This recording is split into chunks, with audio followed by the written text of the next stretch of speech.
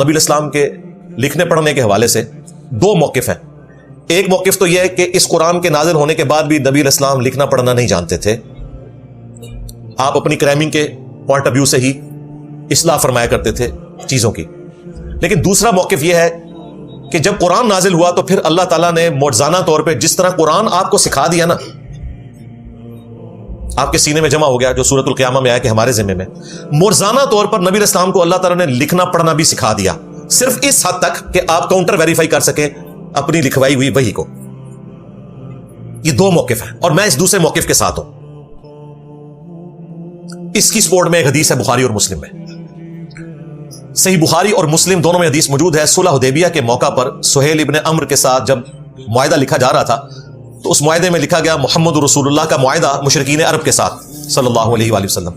تو سہیل ابن عمرو نے کہا کہ آپ محمد رسول اللہ مٹا دیں، ہم تو آپ کو اللہ کا رسول ہی نہیں مانتے، آپ محمد بن عبداللہ لکھیں.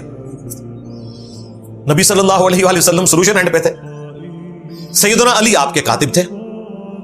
آپ نے سیدنا علی سے کہا کہ مٹا دو. ان کا یا رسول اللہ میں نہیں مٹاؤں گا.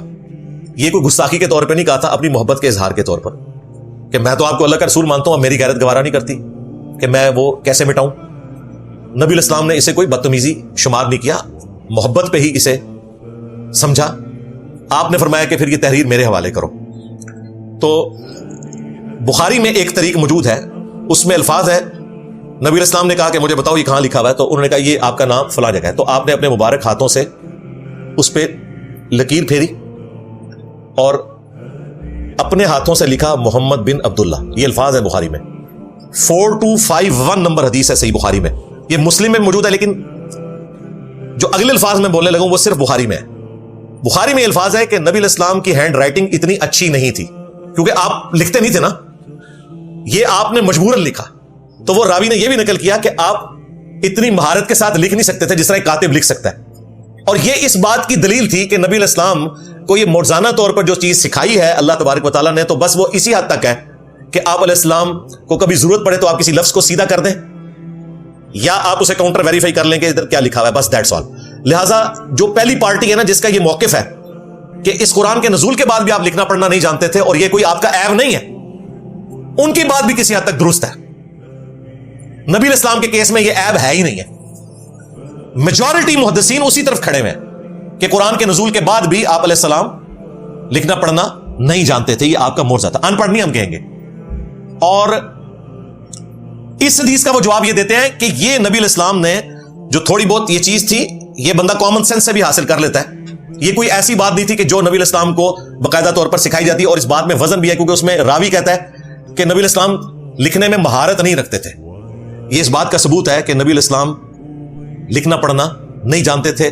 جن لوگوں کا یہ موقف ہے وہ بھی اپنی جگہ پر درست ہے. اب دیکھیں کسی محدث نے اس کو رسول اللہ کی گستاخی شمار نہیں کیا.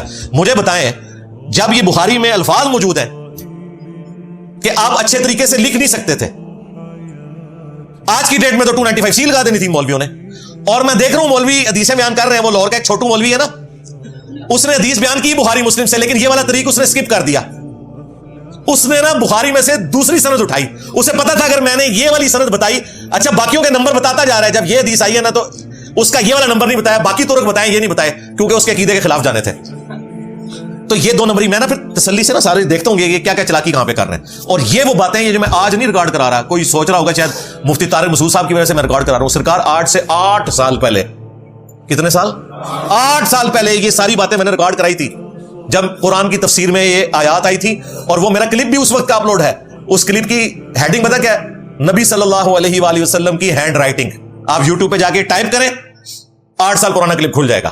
اس میں نے یہی حدیث بیان کی ہوئی ہے بخاری کی، اور یہ سارے الفاظ اس میں بیان کیے ہوئے ہیں. لیکن چونکہ آج ایک ٹاپک تھا میں نے اسے ریپیٹ کیا. کوئی یہ نہ سمجھے کہ انجینئر صاحب جو ہے وہ ابھی جو ہے وہ کوئی دریافت کر کے لا رہے ہیں چیزیں، یا کوئی ادھر ادھر سن رہے ہیں. بھائی یہ ادھر ادھر سے جو لوگ بیان کر رہے ہیں وہ بھی ادھوری بیان کر رہے ہیں. میں نے اس وقت یہ بیان کیا جب ان کو پتہ ہی نہیں تھا کہ یہ باتیں لکھی ہوئی ہیں. ابھی بھی یہ وہ پوری باتیں نہیں بیان کر رہے. وہ والا طریقہ نہیں اس نے بیان کیا کہ نبی الاسلام کی ہینڈ رائٹنگ خوبصورت نہیں تھی، وہ اچھے طریقے سے نہیں لکھ سکتے تھے. یہ آپ کا عیب نہیں تھا، یہ آپ کی خوبی تھی کہ واقعی اللہ تعالیٰ نے آپ کو اس اعتبار سے معجزانہ طور پر یہ کوالٹی دی ہوئی تھی تاکہ کافر آپ کے حوالے سے کسی شک میں مبتلا نہ ہو جاتے.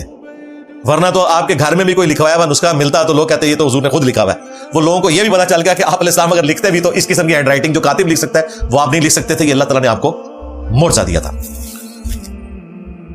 اب اس میں جو مفتی صاحب سے تھوڑی سی مس ہینڈلنگ ہوئی میں سمجھتا ہوں, وہ جاپان کے ڈاکٹرز کا اور سائنٹسٹ کا ذکر کرتے کرتے انہوں نے کہا کہ وہ تو پڑھے لکھے ہیں اور نبی علیہ السلام پڑھے لکھے نہیں ہیں, تو اس کے باوجود دنیا ان کو فالو کرتی ہے, ان کو انٹرسٹ کے طور پہ سنتی ہے, لیکن فالو رسول اللہ کو کرتی ہے. اب بیسیکلی تو نبی علیہ السلام کی شان کے اعتبار سے یہ بات کر رہے تھے, لیکن یہ کمپیریزن کروانا بالکل غلط ہے. ان ڈاکٹرز کی فیلڈ اپنی جگہ ہے, نبی علیہ السلام کی وہ فیلڈ نہیں تھی. اگر آپ کی وہ فیلڈ ہوتی تو آپ اس فیلڈ میں بھی سب سے ٹاپ پر ہوتے. یہ نبی علیہ السلام کا عیب نہیں ہے.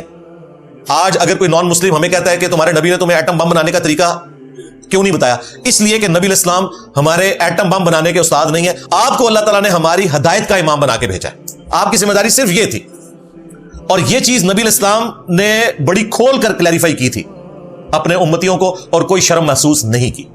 وہ آخری حدیث ہے جو میں نے اس ٹاپک میں بیان کرنی ہے, اور یہ بھی میں کئی دفعہ بیان کر چکا ہوں. صحیح مسلم میں اوپر تلے 3 احادیث ہیں اکٹھی. یہ احادیث مشکات کے اندر بھی موجود ہیں. ان احادیث کے اوپر باب امام نووی نے باندھے ہیں, وہ بھی 8 سے 600-700 سال پہلے, کیونکہ امام مسلم صرف حدیثیں لکھتے تھے, باب نہیں باندھتے تھے. اور باب پتہ کیا باندھا ہے؟ کن معاملات میں رسول اللہ کی اطاعت واجب ہے اور کن میں نہیں ہے. اب آپ سوچ رہے ہوں گے کہ کون سے ایسے معاملات ہیں جن میں نبی علیہ السلام کی پیروی واجب نہیں ہے امت کے اوپر. اس کے نیچے یہ 3 حدیثیں لے کے آئے ہیں. بڑا مشہور واقعہ ہے, نبی علیہ السلام جب مدینہ شریف گئے تو مدینے کے لوگ اچھی فصل حاصل کرنے کے لیے کھجور کا نر اور مادہ کا ملاب فزیکلی خود کروایا کرتے تھے. آج بھی یہ سلسلہ جاری ہے اس طریقے سے. تو نبی علیہ السلام نے جب یہ عمل دیکھا تو آپ نے فرمایا اگر ایسا نہ کرو تو پھر کیا ہوگا. ان کا یا رسول اللہ فصل کم ہو جاتی ہے, اس لیے ہم اس طرح کرتے ہیں. آپ علیہ السلام وہاں سے چلے گئے. آپ نے نہ تو انہیں منع فرمایا تھا اور نہ اس کے اوپر کوئی ایمفسائز کیا تھا, صرف آپ نے کہا کہ اگر ایسا نہ کرو تو کیا ہے. انہوں نے اسے حکم ہی سمجھا. اس سال جو ہے وہ فصل کم ہو گئی کھجور کی. شکایت لے کے حضور کے پاس آ گئے. دیکھیں اس زمانے میں کوئی 295C اس طرح نہیں لگتی تھی. آ کے کہا یا رسول اللہ, وہ آپ نے کہا تھا دیکھیں ہماری تو فصل ہی کم ہو گئی ہے. کوئی گستاخی نہیں شمار ہوا. آپ علیہ السلام نے فرمایا کہ میں نے تمہیں منع تو نہیں کیا تھا, میں نے تو ایک مشورتاً بات کی تھی. وَأَنْتُمْ أَعْلَمُ بِأَمْرِ دُنْيَاكُمْ, تم دنیا کے کاموں کو بہتر سمجھتے ہو. پھر آپ علیہ السلام کے ساتھ الفاظ ہیں, اگر میں اللہ کے ریفرنس سے تمہیں کوئی بات بتاؤں تمہارے دین کے حوالے سے, وہ تم لے لیا کرو. اگر میں تمہارے دنیاوی کاموں میں تمہیں کوئی مشورہ دوں, وَأَنْتُمْ أَعْلَمُ بِأَمْرِ دُنْيَاكُمْ, تم اپنے دنیا کے کاموں کو مجھ سے بہتر سمجھتے ہو. ظاہر ہے نبی علیہ السلام کا تو ایکسپیرینس نہیں تھا نا, آپ کا ایکسپیرینس تھا بھیڑ بکریاں چرانے کا. اور آپ نے اس بات کو کرتے ہوئے کوئی اس حوالے سے امبیرسمنٹ بھی محسوس نہیں کی. انتم اعلم بامر دنیاکم, تم دنیا کے کاموں کو بہتر سمجھتے ہو مجھ سے, تو آئندہ میں جب کوئی مشورہ دوں تمہاری دنیا کا تو تم اپنے ایکسپیرینس کو دیکھا کرو اور دین کے حوالے سے مجھے فالو کیا کرو. یہ جناب حدیث اگر مسلم شریف میں نہ ہوتی تو دین کا بہت بڑا چیپٹر اس سے آپ محروم ہو جاتے. ویسے تو قرآن حکیم کی کئی آیات بھی اس کے اوپر گواہ ہیں. سورہ بنی اسرائیل میں جو 9th کمانڈ ہے, وَلَا تَقْفُ مَا لَيْسَ لَكَ بِهِ عِلْمٌ إِنَّ السَّمْعَ وَالْبَصَرَ وَالْفُؤَادَ كُلُّ أُولَٰئِكَ كَانَ عَنْهُ مسؤولا. انسان کسی چیز کی پیروی اس وقت تک مت کر جب تک کہ تجھے اس کے بارے میں ڈیفینیٹ علم حاصل نہ ہو جائے. بے شک آنکھ, کان اور عقل, دل ہو یا دماغ, کوئی بھی چیز اس کے بارے میں تم سے پوچھا جائے گا. اس میں بھی یہی چیز بیان ہوئی تھی کہ آپ نے علم کی پیروی کرنی ہے.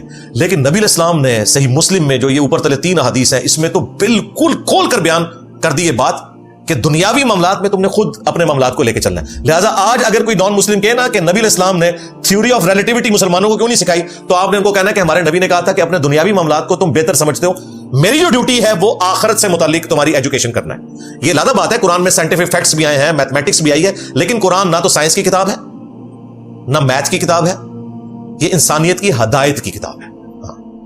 یہ سائنس کی کتاب ہے, اللہ کی نشانیاں ہیں اس میں. سائنس کی کتاب نہیں, سائنس کی کتاب ہے.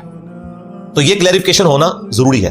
لہذا جب یہ اس طرح کا کمپیریزن کوئی کروا رہا ہوتا ہے نا, تو اس میں آپ نے یہ چیز رکھنی ہے. ہاں, آج کے دور میں اگر اللہ کے نبی علیہ السلام کو اللہ تعالیٰ مبعوث کرتا, پھر اس دور میں جتنے علوم ہیں ان کے اعتبار سے اللہ تعالیٰ سب سے ٹاپ پہ آپ علیہ السلام کی ذات کو رکھتا. ہاں, لیکن جس زمانے کے لیے آپ علیہ السلام آئے تھے اور جس مقصد کے ساتھ, اس میں آپ علیہ السلام ایسے پرفیکٹ ہیں کہ آپ سے پہلے نہ کوئی اتنا پرفیکٹ آیا, اور آپ کے بعد آنے والے تو آپ کے ویسے ہی امتی ہیں. تو انبیاء میں سے بھی کوئی اس مرتبے کو نہیں پہنچ سکا.